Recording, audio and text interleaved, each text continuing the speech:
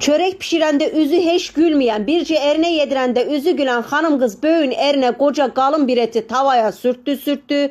Men deyim 2 şişe gazoz, sendelen 2 şişe sodayı koydu. Eşikten topladığı yarpakları koydu. Bir başta taze akkök koydu. Parmaklarını güzel tırnaklarının kirini akıttı. Eti çıkarır, soğuk suya koydu. Onu çıkarttı koydu. O da hayvanın harası da az. Ne yaman kalın da yağlı da bir etti. Görürsen hele bak.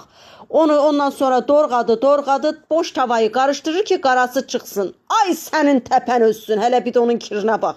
Motor yağını biraz fazlaca koydu içine. Yerden de uşağın kovasına tuzu koyup onu da kaldırdı. Onun içine güzel töktü. Bak motor yağı nasıl bak kaynayanda bak nasıl karardı. Ay senin tepen ölsün heye. Adamı bu sefer kolesteroldan götürecek. Bak zaten et yağlı. Motor yağını da koydu. Bak lala kimi kızarttı bak. Arvattı bir arvadın da yarısıdı. Bak yere düşeni de kaldırdı koydu. Bak görürsen acı biberi koydu. Ondan sonra biraz da yeşil sirvi biberi köhlü başlı onu da kattı karıştırdı koydu. Yerden aldığı kürekle de güzel soba küreğiyle karıştırdı. Kızarttığı etleri de güzelce koydu.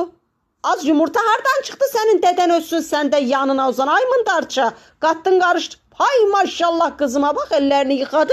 Onu da yemeğin içine kattı. Vitamin olsun. Erini çabuk gönderecek. Temizlik bunlara imandan gelmir. Başka yandan gelir.